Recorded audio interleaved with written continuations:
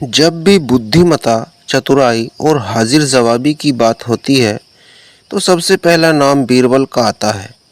वहीं अकबर बीरबल की जुगलबंदी किसी से छुपी नहीं है। ऐसा कहा भी जाता है कि बीरबल को बादशाह अकबर के नवरत्नों में से एक अनमोल रत्न माना जाता था। अकबर बीरबल से जुड़ी ऐसी कई कहानियां हैं जो हर किसी को गुदगुदाती है, साथ ही एक खास सीख भी दे जाती है।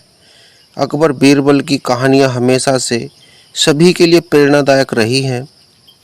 बीरबल ने अपनी चतुराई और बुद्धिमत्ता से कई बार बादशाह अकबर के दरबार में आए पेचीदा मामलों को सुलझाया, साथ ही बादशाह अकबर की ओर से दी गई चुनौतियों को सहर्ष स्वीकार कर उनका हल निकाला। बेशक ये किस्से कहानियाँ सदियों पुरानी हैं, लेकिन वर्तमान में भी इनका महत्व कायम है। अगर आप अपने बच्चों को मानसिक रूप से मजबूत बनाना चाहते हैं या उसे यह सिखाना चाहते हैं कि कैसे हर समस्या का हल शांत रहकर वे दिमाग का इस्तेमाल करके किया जा सकता है, तो इन कहानियों को अवश्य सुनें। अकबर बीरबल की कहानी, मूर्ख लोगों की सूची। एक वक्त की बात है, बादशाह अकबर अपने दरबारियों के साथ दरबार में मौजूद थे। तभी उनके मन में एक बात आती है। बादशाह बोलते हैं कि मेरे आसपास हमेशा बुद्धिमान लोग रहते हैं और मैं उनके बीच रहकर बोर हो गया हूँ। मैंने फैसला किया है कि मुझे कुछ मूर्ख व्यक्तियों से मिलना चाहिए। अकबर बीरबल से कहते हैं, तुमने हमेशा हमारी मदद अपने ज्ञान और चतुराई से की है। हम चाहते हैं कि इस बार भी तुम ऐसा ही कुछ करो और हमारे लिए 6 मूर्ख व्यक्ति ढूंढ कर लेकर आओ। बीरबल, जी जा पनाह, मैं आपके लिए 6 मूर्ख व्यक्ति जरूर ढूंढ कर लाऊंगा। अकबर, हम आपको 6 मूर्ख व्यक्ति ढूंढने के लिए 30 दिन का समय देते हैं। बीरबल, जहाँ पनाह, मुझे इतने अधिक समय की आवश्यकता नहीं पड़ेगी। अकबर, ठीक है, अगर तुम उससे पहले ही मूर्ख व्यक्ति ले आ सकते हो तो यह अच्छी बात है। इसके बाद बीरबल मूर्ख व्यक्तियों की तलाश में निकल पड़ता है।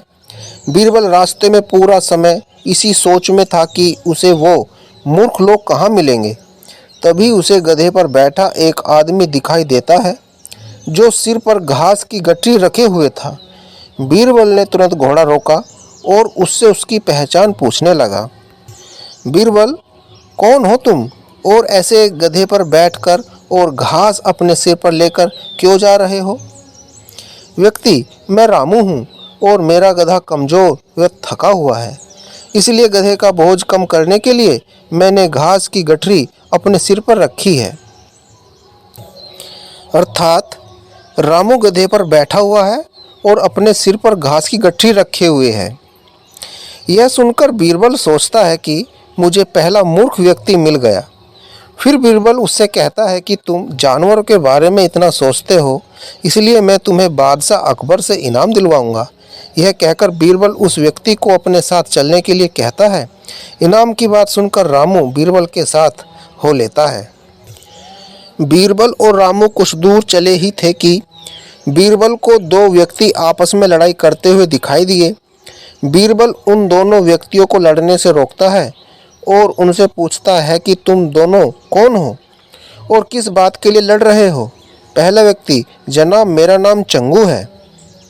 दूसरा व्यक्ति, और मेरा नाम मंगू है। मंगू, जनाब मुझे चंगू कहता है कि इसके पास शेर है जिसे वो मेरी गाय के शिकार के लिए छोड़ेगा।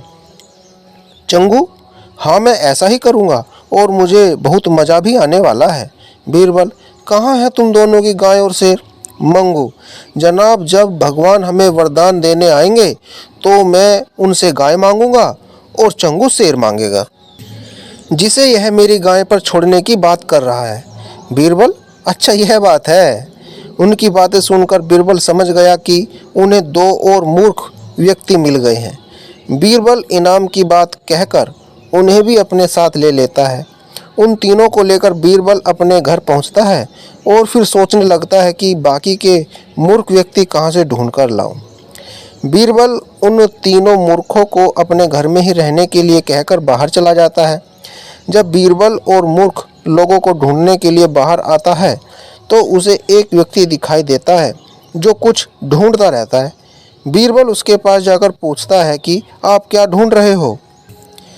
व्यक्ति, जनाब मेरी अंगूठी कहीं गिर गई है जिसे मैं काफ़ी समय से खोज रहा हूँ, लेकिन मुझे नहीं मिल रही है। बीरबल, क्या आपको पता है कि अंगूठी कहाँ गिरी थी? व्यक्ति, दरअसल मेरी अंगूठी यहाँ से दूर उस पेड़ के पास गिरी थी, लेकिन वहाँ अंधेरा होने के कारण मैं यहाँ उसे ढूंढ रहा हूँ। बीरबल, अच्छा यह बात है, आप कल हमारे साथ बादशाह के दरबार में चलो, मैं बादशाह अकबर से आपको दूसरी अंगूठी देने के लिए कहूँगा। व्यक्ति, अच्छा ठीक है, फिर खुश होकर। अगले दिन सुबह बीरबल दरबार में उन चारों मूर्खों को लेकर पहुंचता है। बीरबल, बादशाह अकबर, मैं आपके कहे अनुसार मूर्ख व्यक्तियों को ढूंढ कर ले आया हूँ। अकबर, बीरबल, तुमने तो एक ही दिन में मूर्ख व्यक्ति ढूंढ लिए।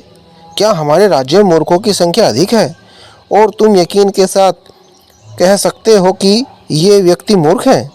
बीरबल ने बादशाह से सारी बातें बताई। फिर अकबर कहते हैं कि ये तो केवल 4 ही लोग हैं, बाकी के 2 मूर्ख कहाँ हैं? बीरबल, जहाँ पना यहाँ पर 6 मूर्ख व्यक्ति हैं। अकबर, यहाँ कहाँ है और कौन है, हमें भी बताओ। बीरबल, जहाँ पना एक तो मैं स्वयं हूँ। अकबर, तुम मूर्ख कैसे हुए? बीरबल, मैं इसलिए मूर्ख हूँ क्योंकि मैं इन मूर्खों को खोज कर लाया हूँ। अकबर, फिर अकबर हंसने लगता है और कहता है कि मैं समझ गया कि दूसरा मूर्ख कौन है, पर मैं तुमसे सुनना चाहता हूँ। बीरबल, दूसरे आप हैं जहाँपना, जो आपने मुझे मूर्ख व्यक्तियों को लाने के लिए कहा। बीरबल की बातें सुनकर अकबर उसकी प्रशंसा करने लगते हैं और कहते हैं कि बीरबल के पास हर सवाल का जवाब होता है।